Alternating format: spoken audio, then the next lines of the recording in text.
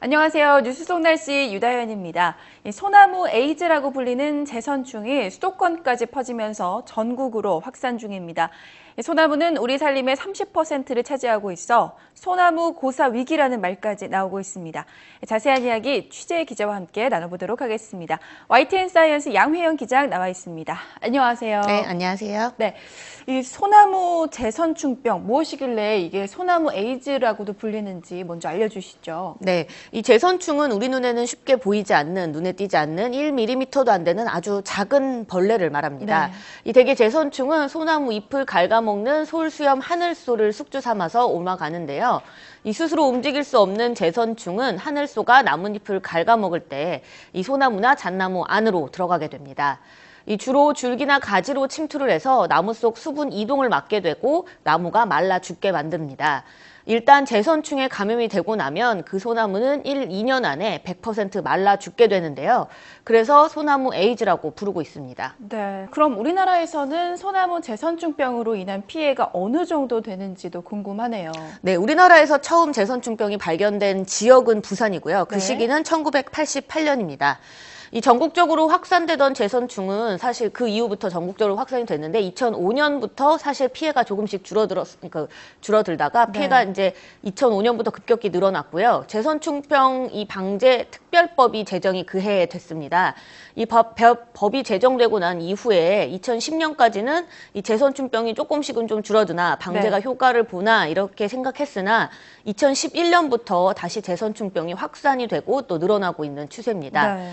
이 녹색연합의 조사 결과 제선충병에 감염된 소나무가 2010년에는 13만 그루, 2012년에는 52만 그루였는데 2013년에는 218만 그루로 아주 크게 늘었는데요. 주로 남해안 지역에서 발생했던 이 제선충병이 2010년 이후부터는 그러니까 중부지방으로 확산이 됐고요. 2011년에 46개 시군구에서 발생했던 제선충이 지난해에는 62개, 또 그리고 올해는 벌써 74곳에서 그러니까 발견이 될 정도로 전국적으로 확산이 되고 있습니다. 네. 이 제선충의 청정지역이라고 불려졌던 제주도도 2013년부터 제선충이 크게 번지면서 지난 2년 동안 54만 그루가 피해를 입었다고 하는데요. 이 올 초에도 제선충에 감염된 소나무가 올레길 두 곳에서 발견이 돼서 그 올레길이 잠시 폐쇄가 된 적도 있었습니다. 그만큼 제주도 내에서도 이 소나무 멸종 우려가 제기되고 있습니다. 또 지난해 6월에는요, 북한산에서 처음으로 소나무 두 그루에서 제선충병이 확인이 됐는데요. 그래서 이제 그 정부에서는 긴급 방제를 나섰었습니다. 그 수도권에서 발견된 게 이제 처음이었었거든요. 네. 거의 그렇기 때문에 이제 더 이상 한반도 어느 지역에도 뭐 제선충이 안전하다라고 이야기할 수는 없는 셈이죠. 이 때문에 전문가들이 이 같은 빠른 제선충 확산 속도를 해결하지 못한다면 3년 안에 우리 산림에서 소나무가 영영 사라질 수도 있다라는 우려의 목소리를 내고 있는 겁니다. 네. 애국가에도 보면 남산 위에 저 소나무라는 이런 가사가 있잖아요. 네. 그런데 이 제선충병 때문에 정말 우리 국토에서 이 소나무가 사라지는 건 아닌가 또 걱정이 되는데요. 지금까지 제선충을 막기 위해서 대대적인 이제 방제를 한다고 알고 있었는데 네. 그럼에도 불구하고 피해가 점점 확산이 되는 이유 어디에 있을까요? 네, 우선은 이 고온 다습해진 날씨, 그러니까 우리가 이상 기온에 의해서 뭐 날씨가 굉장히 자주 바뀌잖아요. 네. 이런 날씨에서 원인을 찾는 전문가들이 있습니다. 이 제선충은 나무가 죽더라도 나무 속에 있는 기생 곰팡이류를 먹고 살 수가 있는데요. 특히 뭐 25도에서 28도 사이에서는 이 제선충은 물론이고 나무 속 곰팡이들이 굉장히 잘 자라는데 이런 것들이 아무래도 이상 기온과 관련이 있기 때문에 제선충의 어떤 생명이 좀 더 길어지는 게 아니냐 네. 이렇게 이야기하는 전문가도 있습니다. 하지만 사실 더 대부분의 전문가들은 정부와 지자체의 아주 허술한 방제 작업에 문제가 있다라고 지적을 하고 있습니다. 유기적인 그 제선충 방제 계획이 아무래도 부족해서 이 방제 전체에 구멍이 뚫렸다라고 얘기하는 건데요. 현재 산림 병해충과 관련된 방제는 예산 배정, 지도, 감독 등의 업무를 이 산림청에서 총괄하고 있습니다. 하지만 네. 실제 활동들은 각 지방자치단체에서 맡고 있는데요. 이 제선충을 옮기는 숙주, 그러니까 솔수염 하늘소는 사실 시군구의 경계와 상관없이 이동을 할 수밖에 네. 없을 거 아니에요. 그러니까 예를 들어서 포항 지역에서 그 포항 지자체에서 아무리 뭐 방제에 힘을 쓰더라도 예를 들어 곁에 있는 이 경주에서 만약에 조금이라도 허술하게 하면 재선충 방제는 결국 구멍이 뚫리고 효과를 보지 못하게 되는 거죠. 결국 이 산림청과 각 지자체들이 유기적으로 움직이면서 방제를 해야 하는 겁니다. 이 또 방제 작업도 비효율적이라는 지적이 있는데요. 이 고사한 소나무 주변으로 가지가 좀 많이 널려 있고 또 훈중 처리를 한 재선충 감염 나무들이 산속에서 몇 년씩 그대로 방치되는 경우도 발견이 됐습니다. 이 때문에 환경단체에서는 지속적인 방제에도 불구하고 재선충 재감염률이 크게 줄어들지 않아 앞서 말씀드렸던 대로 빠르면 3년 안에 멸종할 수 있다라는 이런 네. 우려의 목소리도 내고 있는 거죠. 그렇다면 재선충으로 인한 피해를 줄이기 위해서 지금까지 방제 작업은 어떤 식으로 진행이 됐었나요? 네, 그 방제 같은 경우에는 크게 피해목을 제거하거나 그리고 또 예방 접종 주사를 맞게 하는 것 그리고 또 항공 방제 하는 방법들이 크게 나눌 네. 수 있습니다.